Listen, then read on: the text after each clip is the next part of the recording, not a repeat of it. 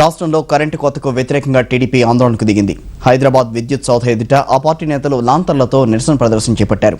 TDP నేతల్ని లోపలకు రాకుండా సిబ్బంది గేట్లకు తాళాలు వేయడంతో కాసేపు ఉద్రిక్తత ఏర్పడింది.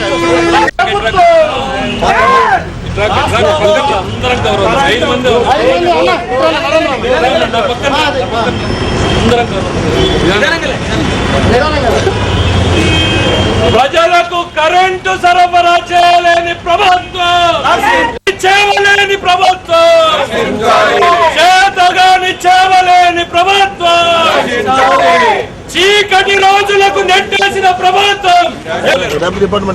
ఎవరైనా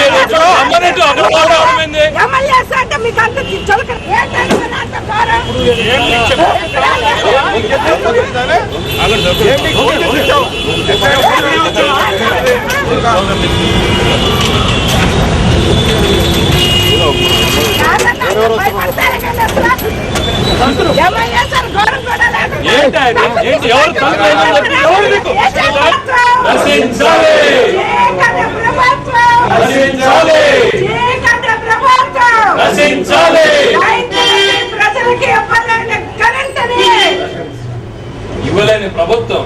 రోజుల క్రితం తీగల మీద బట్టలారేసాం, సబ్ స్టేషన్లు ముట్టడి చేశాం, కాగడాలతో ప్రదర్శనలు చేశాం. ఇదే విద్యుత్ సౌధాన్ని ముట్టడి చేస్తే పరిస్థితిని మెరుగుపరుస్తామన్నారు.